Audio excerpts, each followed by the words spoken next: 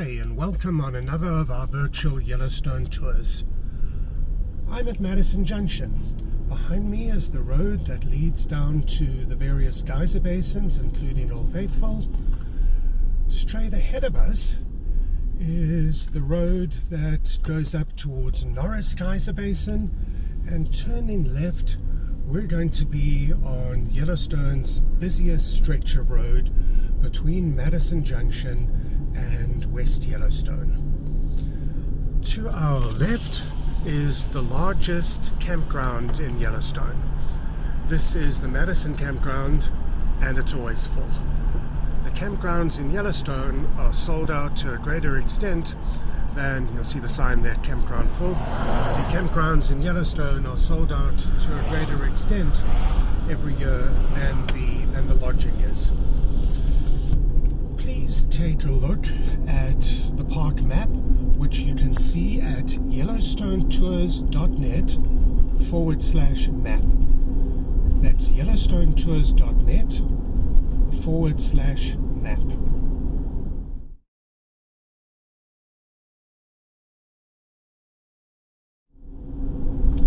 When you take a look at that map, I mentioned that we are doing the section of road between Madison Junction and West Yellowstone, and that this is the single busiest stretch of road in Yellowstone National Park, which stands to reason because West Yellowstone, where the West Gate is the busiest entrance to Yellowstone National Park. It's busier than any of the other four entrances to Yellowstone, and I'll talk about that a little bit more. We are going to be coming to an area where the scenery opens up to our left, and I don't know if we're going to be able to see it, but back that way there is a ranger station. You might just be able to catch a glimpse of it. There is a ranger station at Madison Junction which housed a museum. Isn't this delightful? I've mentioned buffalo jams in Yellowstone. Look at this. There are just 2 buffalo on the road, and they're holding up all those cars. And this is what tends to happen here. This is one of our famous buffalo jams. And people, of course, love to take pictures of the buffalo. If you're stuck at the back of the buffalo jam, though, there's other places you'd rather be. Look at that little bird on top of this male buffalo. And here's another one following up.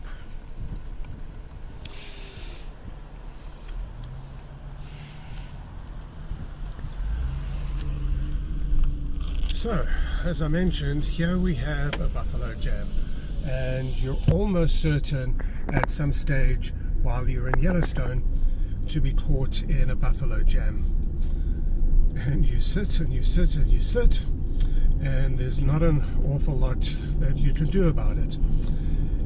Buffalo look dumb, I know. You look at them and they don't look the smartest creatures out there. But there are 2 ways that they are not quite that stupid. Number one, they know it's a lot easier to walk on this road rather than try and walk through the trees. So this is why there's so many buffalo jams in Yellowstone. And buffalo jams can be annoying, but they can also cost you money.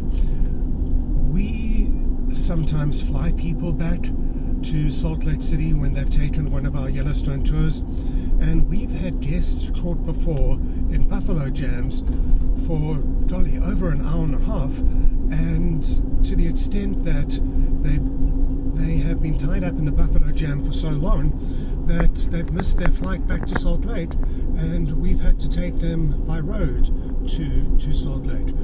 You can see what I mean. Look how long this jam is just from those 2 buffalo. The other area, do you see the bark that is being rubbed off the trees over there? That shows that there were buffalo in the area, particularly in the spring. Buffalo like to rub themselves against these trees. You can see some more over there. They like like to rub themselves against the trees, and by so doing they can rub off their thick winter coat, which they no longer need as temperatures in Yellowstone start to warm up, because it does get brutally cold here.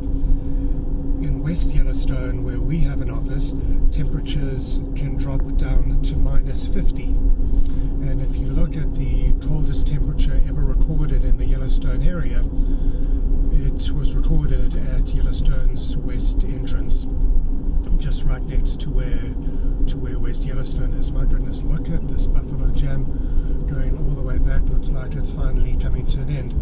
I mentioned to you that buffalo look dumb, but there's two areas where they are smart, and one is walking on the roads, and the other is they instinctively know that when it gets hot, they need to migrate to the higher areas in the park where it is a little cooler, and then again in the winters they migrate down to the lower portions of the park where it is going to be a little warmer. This does unfortunately lead to one of Yellowstone's biggest political hot potatoes, which is what to do with buffalo when they migrate out of the park. One of the lower areas of the park is the north entrance, as the road leaves Yellowstone and enters the small town of Gardiner, Montana. That section of the road is only 5,300 feet.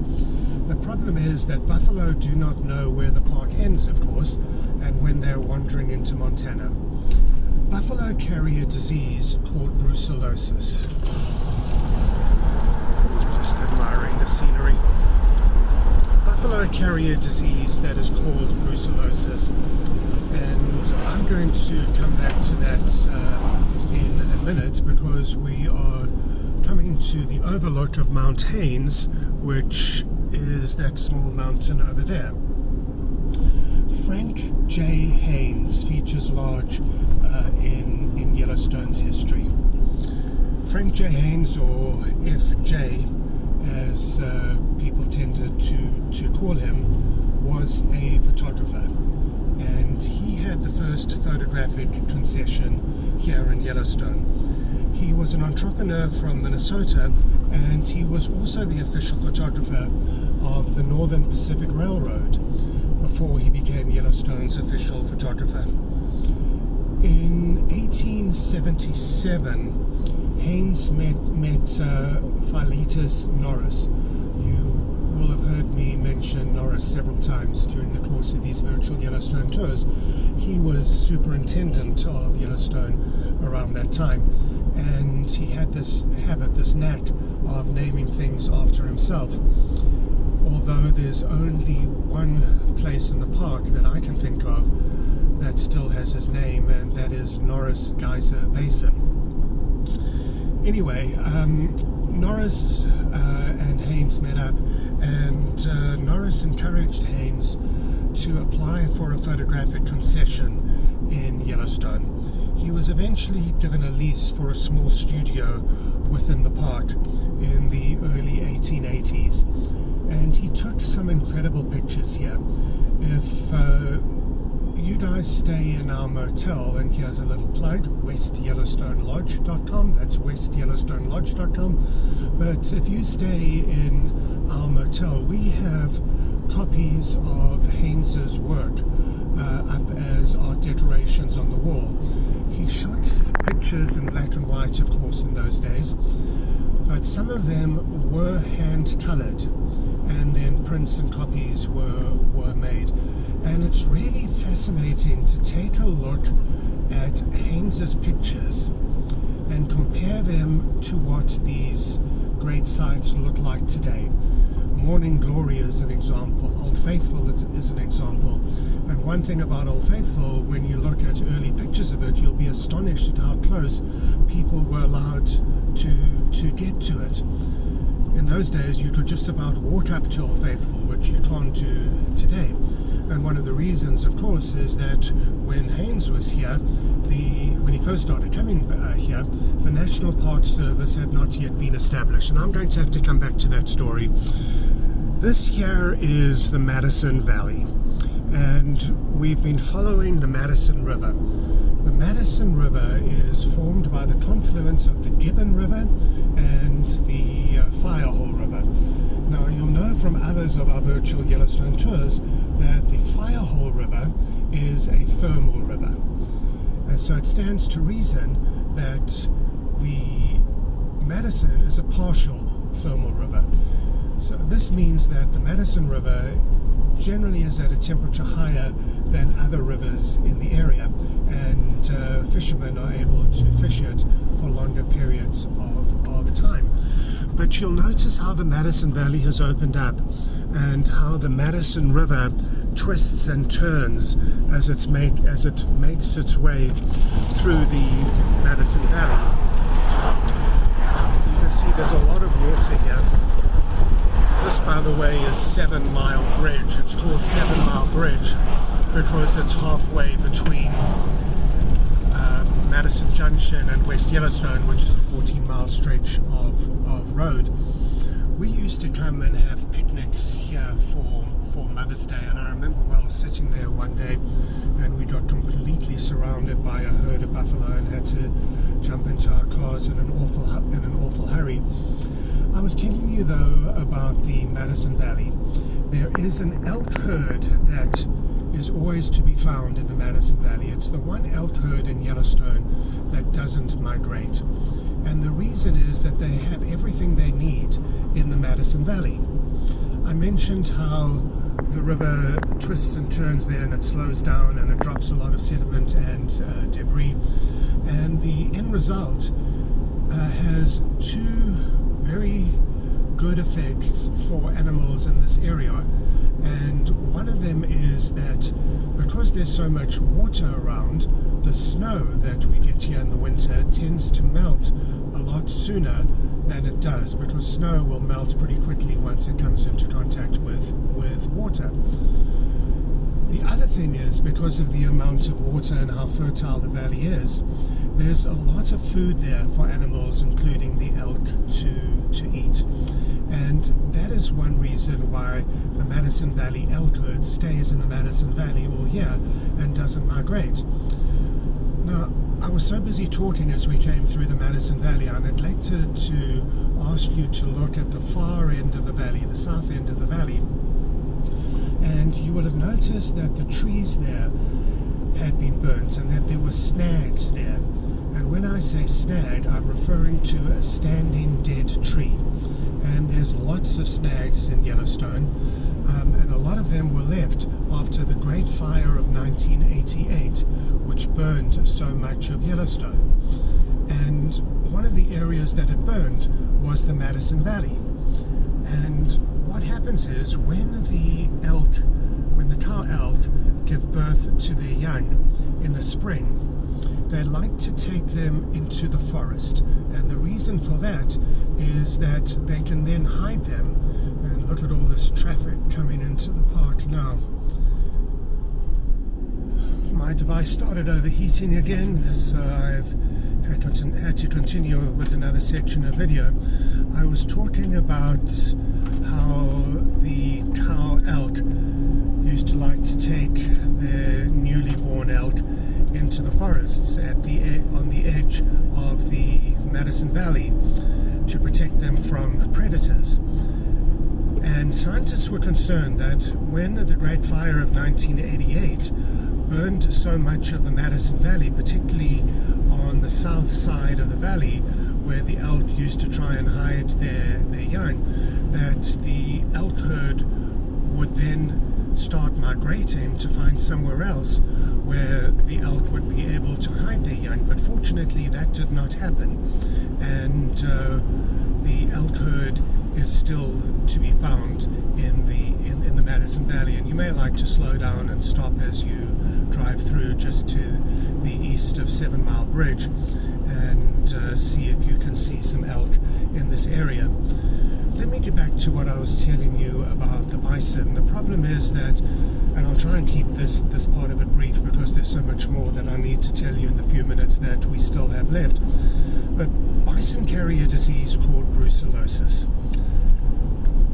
And ranchers and politicians and farmers in Montana are concerned that when the bison wander out of Yellowstone, that the domestic cattle herd could become infected with brucellosis.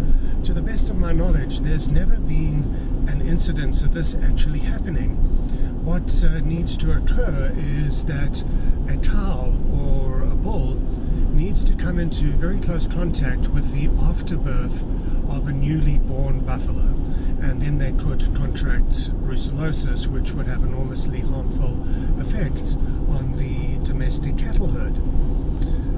So what to do then with the bison that migrate out of the north entrance? And I'll deal with this in more detail in another one of our virtual Yellowstone tours. But to keep it quick again, what the Park Service has done in recent years is constructed pens at the north entrance. And as the buffalo starts wandering towards the town of Gardner at the north entrance, they are captured in those pens. Blood is then drawn, and if a buffalo tests positive for brucellosis, it will then be killed.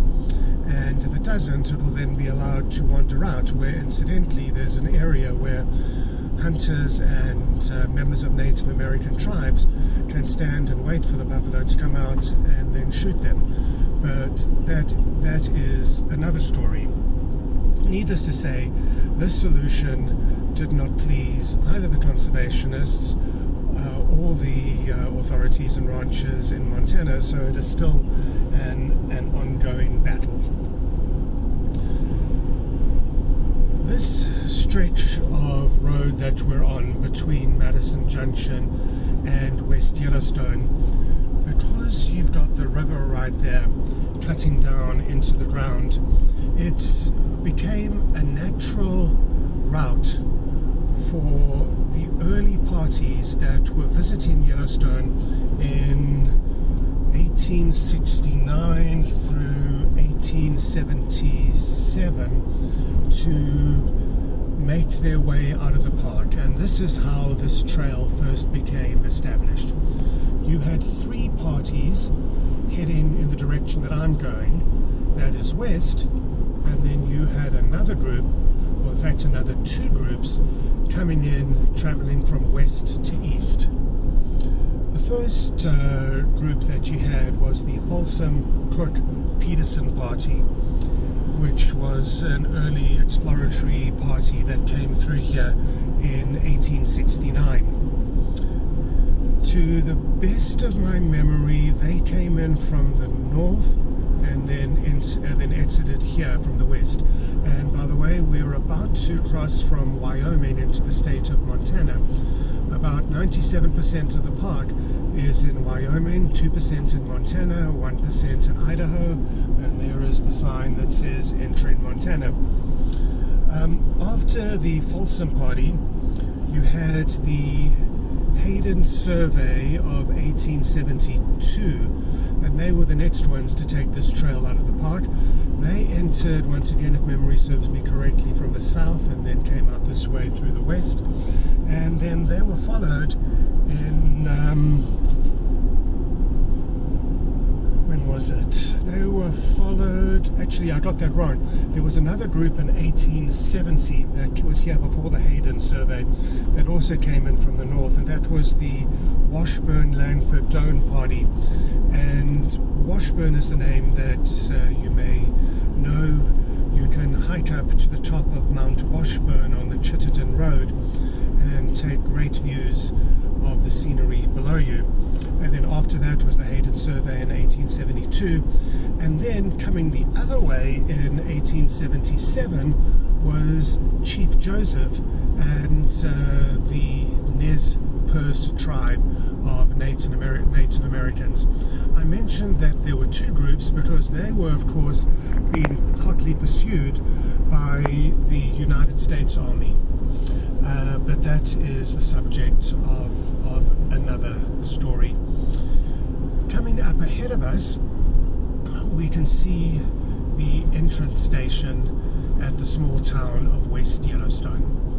I mentioned before that this is the busiest entrance to Yellowstone National Park.